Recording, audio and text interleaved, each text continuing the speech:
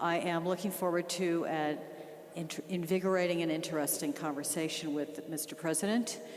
I'd like to start, sir, with the question of how does the Armenian inventions and engineers have contributed enormously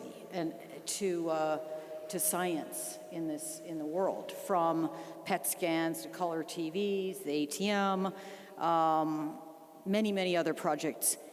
You're a scientist.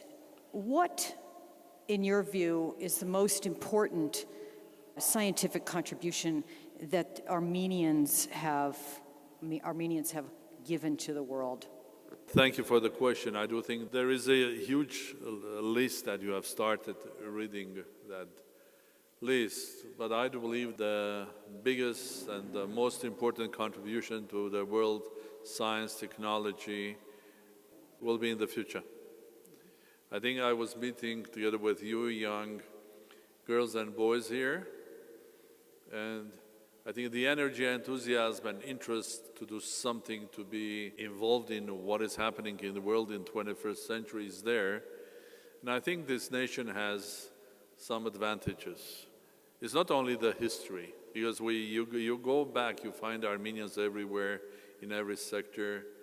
And even today, a lot of people in America, you're American. There are two vaccines in America, Pfizer and Moderna. Moderna is created by an Armenian young gentleman who is a professor at MIT, and he's running a venture fund called Flagship Ventures. So how many people know that in America there are only two vaccines and one of them is Armenian? Not many. Is this the biggest contribution? Of course not. A couple of days ago, another Armenian who was born in Lebanon but is full Armenian got Nobel Prize in a different sector in biotechnologies and healthcare and so on. So there is so much that Armenians have done, and the one important example is Mr. Kemurjan, what he has done as a contribution. But I do believe it's the best is in the future. What is that we have to do? Why do I think the future will be more important than our past? And there is a thing or a theory that I do believe, that this is a nation, and you don't argue with that has one important value or asset, which is the human asset. That human asset has value because it's an asset that was developed during the centuries, thousands of years, because Armenians were living here for thousands of years. Armenians living here, creating their culture, their religion, their homes were also a part of the global infrastructure, global events. I mean, you can call them Armenians were classically trading nation, or if you just travel, you go to India, to Calcutta or to Madras, you'll find old Armenian churches and presence of Armenians in India. And you go further down from Madras, you go to Singapore. The most famous hotel is built by an Armenian whose name was Sarkis. Today's Armenia is the continuation of what we had before. Unfortunately, after the genocide, the number of Armenians that perished was huge. We lost a lot of talent. We lost a lot of geniuses. If not the genocide, probably we would have had more Kemurjans worldwide that had been contributing into art, music, technology, and science. But it has also created further the Armenian diaspora, those who live abroad. So if you look at the current Armenia, it's a small state but a global nation. And one asset that we do have is people. And this is not a nice word or something to please each other. No, it's true. The question is, are we managing that asset well or not? And my answer is no, we are not managing it well. Because this country, as a small state, and I'm starting with the state, because as the head of the state, and it's easier to criticize yourself. I think we are not managing well, because to be honest, there are several reasons and problems, and one of the problems is our constitution. The constitution doesn't allow an Armenian living abroad coming back to Armenia immediately serving the country.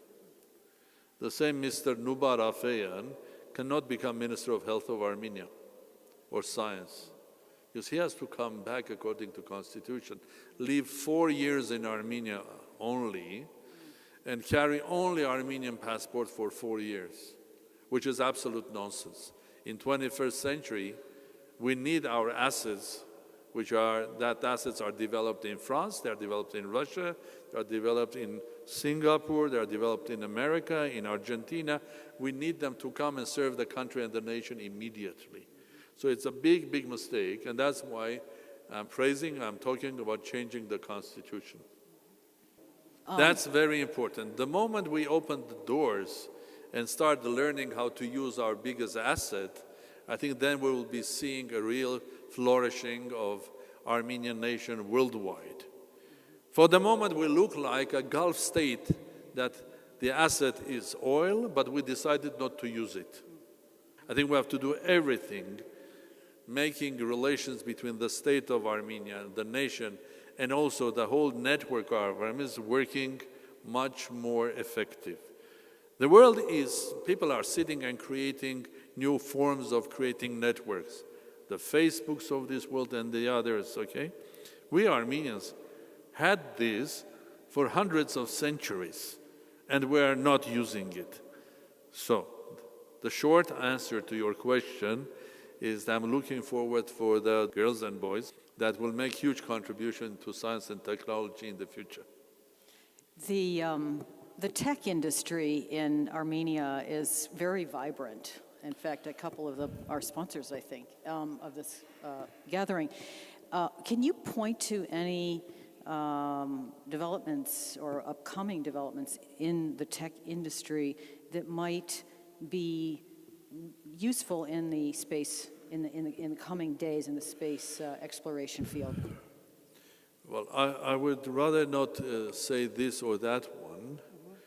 I do agree and I do disagree with you that the tech industry, because here in Armenia we do believe that we have a high level of IT sector, which I think should be formulated in a different way. We have a huge potential to have a very big IT sector. We don't have the IT sector yet. We have a lot of things that do to make sure that indeed we have a vibrant sector. Everybody has to do its job. High Tech and the Minister of Education, they have to do their job. The government has to do. As I said, I think we need full support to that. And the president, well, this is a parliamentary republic. I'm not executive president, but we have a couple of initiatives, and one of them is Summit of Minds, bringing people together like in Davos and talking not only about geopolitics, but about the future of 21st century of new technologies, their role, and others. So that will be happening again. It's the third one happening this year in Dilijan next week. We have an initiative which is called Atom, Advance Tomorrow, because I do believe there is a gap in our development. There is a lot of talent. There are angels that are supporting this young talent. There are those who are happy to support startups, but Armenia is too small to speak about venture funds. Well, there are no venture funds in Russia, big venture funds. There are no big venture funds in Europe. But the big venture funds are in America, and the biggest ones are in California.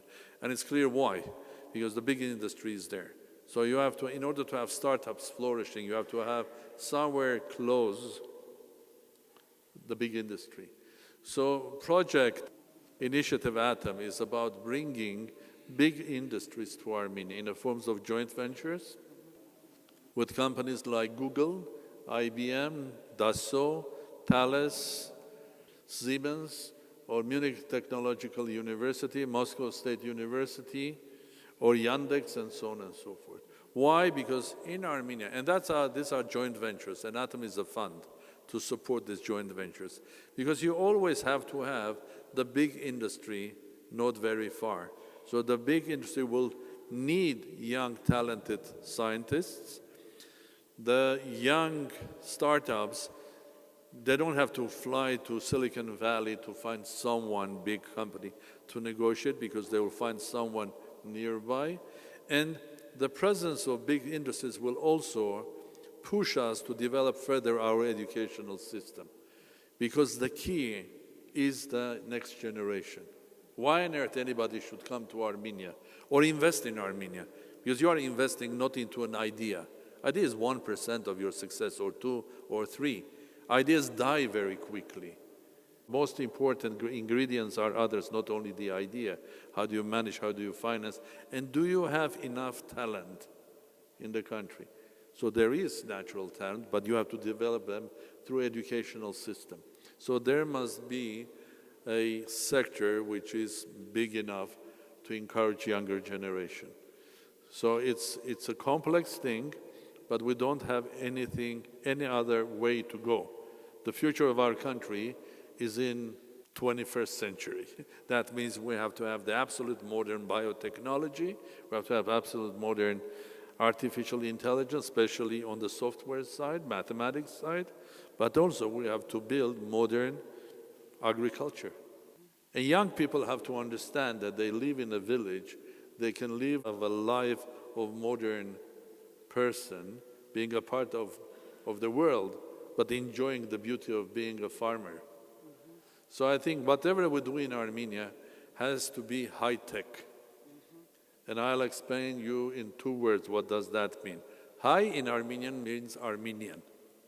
And high-tech means also Armenian tech, Armenian technology.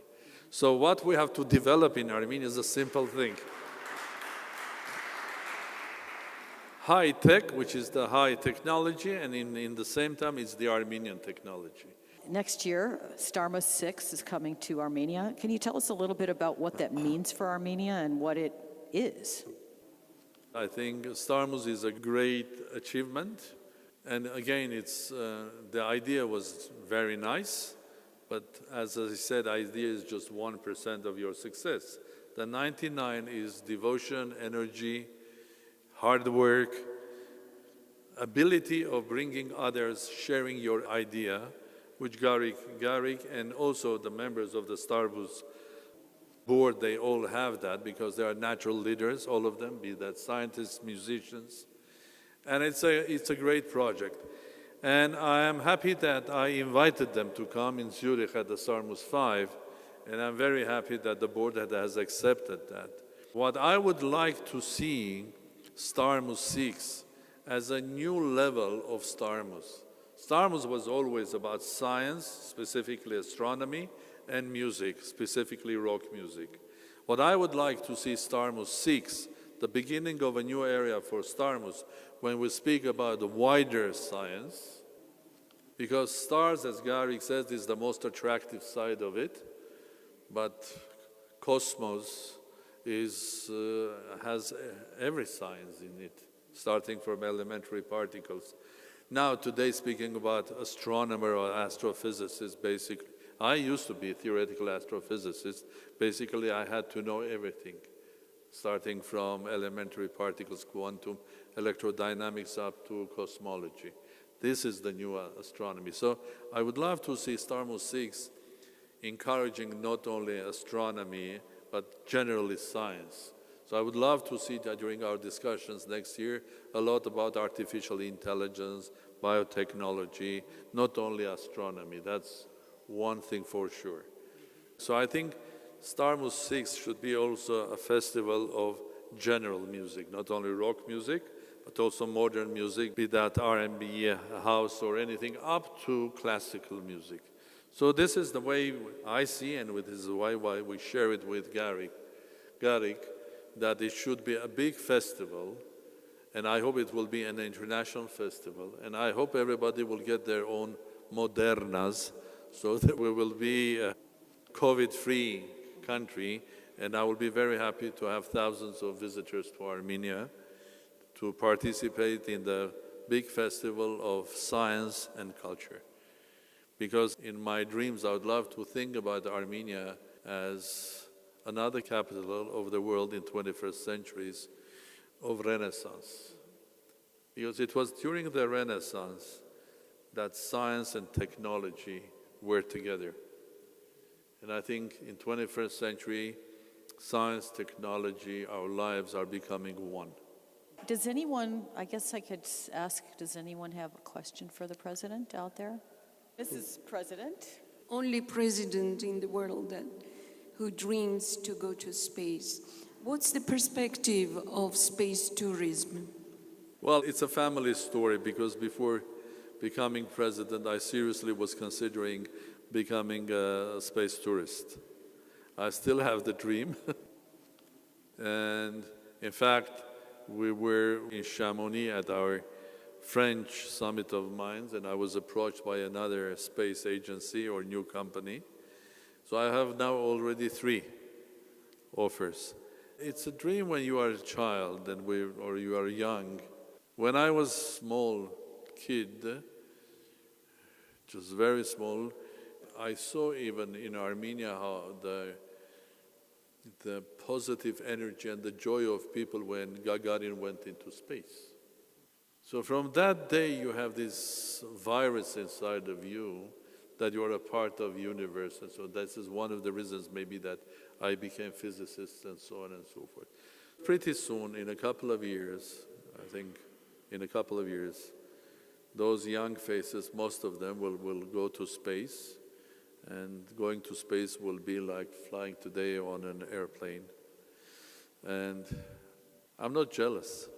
I'm just very happy that there is a generation now that will have that great opportunity of understanding that this place is a small one, and we have to take care of each other, friends, like me, my friend of 50 years, my wife, my family, my nation here, and our state, our global nation.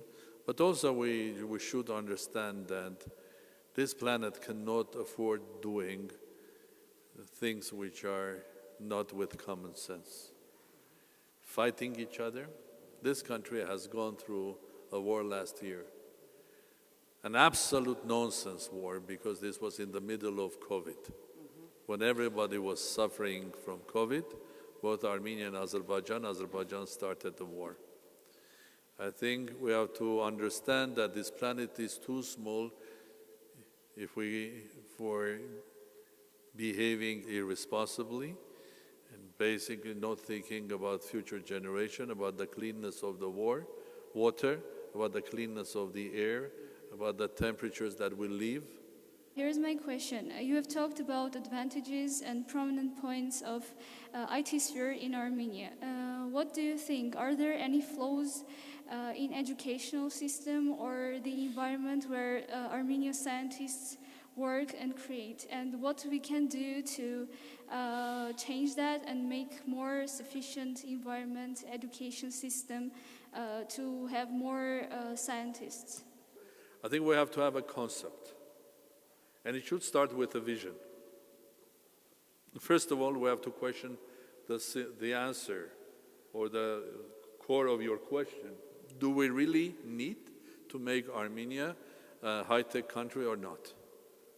It looks a simple question, but I would love to have a debate on that with all of you, with much bigger audience, Armenians and non-Armenians, to make sure that we are seriously thinking that the new technology, high-tech, is the only way forward. The moment we know that, then we have to have a vision. Why? Because you start moving, and this world is very fast. It changes all the time. And you have 360 degrees where to move. You move left, you move right, you go forward, you go backwards. Where's the right track? And the answer is very simple. The answer should be classical, not quantum.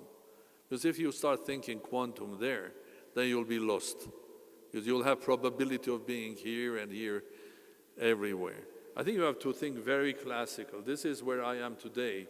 This is where I want to be in 2000, whatever, 45, 50, 60. I want to be here. I want to have this. In order to make that clear, you have to also value where the world will be at that day. Well, it will be evaluation. It will be approximate. There will be a lot of mistakes in that valuation, but it doesn't matter. We can think that where the world will be, let's say, in 10 years' time, and where I want me to be in 10 years' time. What is going to be the global market tomorrow in 10 years' time? And what is my product that I'm going to sell in that global market to make my money, to buy other things that I need? Well, so it's very important to have a vision and a target. Then we all have to believe in that. We all have to believe in that. We all have to go the same target. And whoever is going left and right, sorry, come together, we're all going there. It's not that you are a genius, you go left. You are a genius, go alone, okay? You'll show that you are right. But we all have to make an effort to go forward because we know where we want to end up. And then have target, vision, plan. That plan should include everything, starting from childhood, family education, up to the support and advantages that we're giving to that sector. If we decide it's agriculture, fine. If we decide it's IT, fine. If biotechnology, fine. We have to support it. I was born in Soviet Union. To be a member of Academy of Sciences and be a scientist was a privilege. And you could see that. Why? Because that country was communist in every sense. We didn't have much freedoms, there was no proper economy, no competition in the economy. Many things were wrong, but there were things that were right. Soviet educational system was capitalistic, very competitive. So to be a successful student was encouraged. So if we want to develop in 10 years' time Armenia, the place that we all want to reach, okay, we have to make the society not only helping, but giving respect to success, making the whole environment very competitive for younger people. And every successful case should be rewarded. And the society should show their respect, even when they walk in the street. I mean, when academician Hambar Sumian was walking the street, people were looking at them and other great scientists, or artists, or Martiros Saryan and others. There were, you know what? We had in our vocabulary a word that these great people were given. These were not a title of a member of Academia of Sciences or an order of Lenin, no. The title was master, in Armenian varpet. So they were not approaching that great artist, just saying, comrade this, no. They were saying master. So this was a city of masters. There were masters in this city. And they were calling master when Aram Khachaturian was coming here, the great composer. He was a master. So I would love to see Armenia a country of masters, where being a master is the highest honor. So fixing problems in our educational system, it's a long discussion, and we have to have all of us, or to get the best education, not fixing. We have to come up with an education which is better than anybody's. We have to take everybody's education, but build our one which is better than anybody's. If we want to be ahead of others, our educational system should not replica someone's. I think we'll take the next question. Yes. First of all, I want to thank you for the opportunity to come here and take part in this event. My question is actually for everyone in this room. Don't you think that, first of all, we have to deal with problems on Earth, such as hunger or wars, discriminations, and only after that consider living on Mars in future? I can reformulate that question in a different form. Let's go back 100 years. I mean, again, the world was in a mess, 110 years before the First World War. The world was in a mess, the wars were there was huge poverty. But the states were giving money for research. Those states that had this they could afford that. Be that in Russian Empire, having good universities in St. Petersburg, Moscow, or be that in France, or be that in Germany, or be that in UK or in America. I mean, the same question you could have asked then. When there are so many people who are hungry, okay? Why on earth you are giving money for these crazy scientists, physicists, to discover atoms? Who cares what is the composition of this table? It's as an abstract question as flying to Mars. Abstract. Who cares? There are hungry people there. But the money and allocation, universities' efforts were done. And they discovered something which was called quantum physics. And that quantum physics was used then in competition between United States, as you were mentioning, and the Soviet Union, which has accelerated the development of science, because competition is always good. But eventually, everybody here in this room is benefiting from what the crazy thing that was done 100 years ago, supporting science, or supporting Professor Rutherford at Cavendish Labs. Cavendish Labs at their time were pretty expensive labs, discovering the structure of atom. But whatever we have today, starting from this microphone, your phones flying into air, is quantum physics. If we didn't invest in that, we'd be nowhere. And then it takes me back to about poverty and wars and so on. In a place like India, hundreds of millions of people are not hungry. I'm not taking other states, India, China, hundreds of millions of people, or billions, a couple of billion of people, are not hungry because these states, ordinary people, Chinese, are sitting in front of a computer and giving us computer service. If not computers, if not quantum physics, these guys would never have a job, will never feed their families. So investing in science and flying to a moon or to a space is not just for pleasure.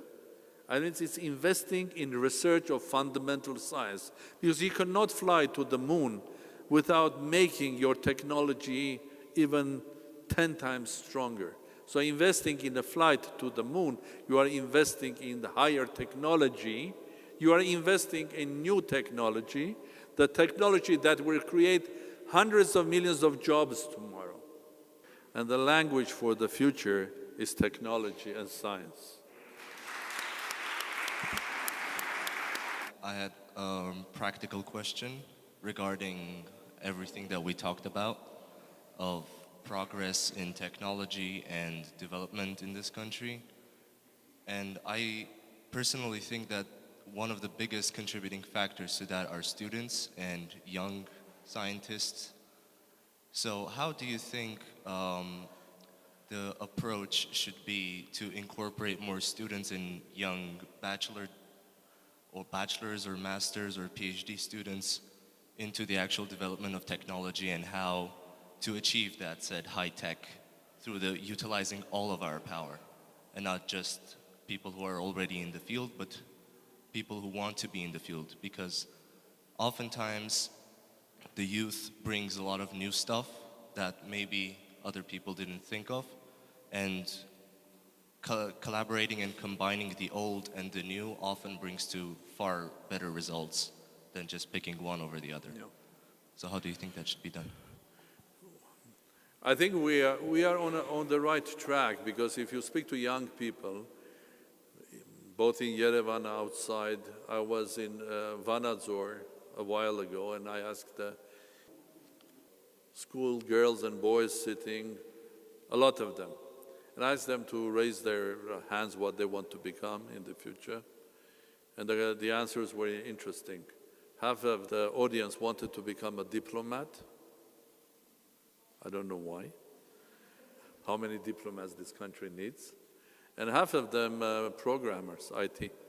I think we're already there, because young people, they realize that in real life, to get a good job, to be able to look after your family, software engineer or a programmer is a good thing to do. So we have to take this a bit higher.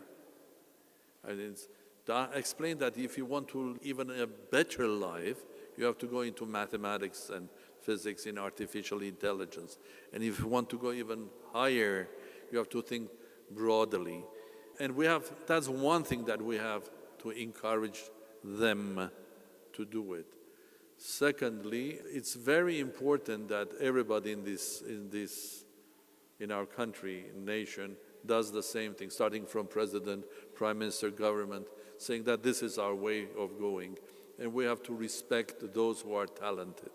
So, Kemurjian, 100 years. This is a conference to honor Kemurjian and to say how great guy he was, and to thank the son and the colleagues for what he has done. But this is also a small effort to encourage younger people to basically repeat what he has done or to do better. And I agree what you are saying. I think our target should be younger people. Probably I have to go to more schools and universities to meet you guys, younger people, and to encourage you and to share with you something that I have done right and something that I have done wrong. So I encourage you to do better. I think we all have to have great respect for you because, as I said at the beginning, I do believe that the biggest discoveries of my nation will be tomorrow, and you should do it. Thank you.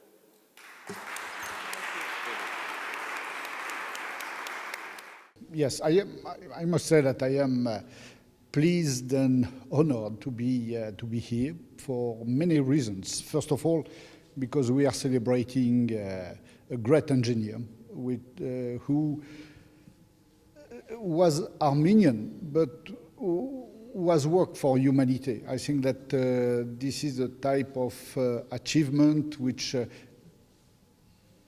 do not stay within the border of any country. This is something which is preparing the future of humanity. That is very important. And this morning I have heard that the son of Monsieur Kemurjian has said that the Armenians are a global nation. This is the best demonstration that which can be done by the work of Monsieur Kemurjian and the heritage for the future generation. I did not know Armenia except on a map, except in the history, but this is my first time, and I have discovered, first of all, the people of Armenia. And they are so kind, and I have discovered yesterday that among the gods of the Armenia, they are number one the god of hospitality, and that I can measure that, and also the god of science and education, and nowhere else in the world there are these two gods. So this is the way myself I see Armenia. First of all, nice people, and second, education and science. And the president has just said that science and education is certainly the priority of the government of Armenia. I think this event is a way for the country of Armenia to showcase its intellectual wealth, and the fact that you have a president who is a physicist, has a doctorate in physics, is, I think, very interesting and gives one a sense of the respect for science that must be widespread here. I felt that having a president like that probably brings a sense of respect for science into the political system, which is probably a good thing in this time when we have need for scientists to be telling us what's going on with advances in medicine, and especially in the pandemic.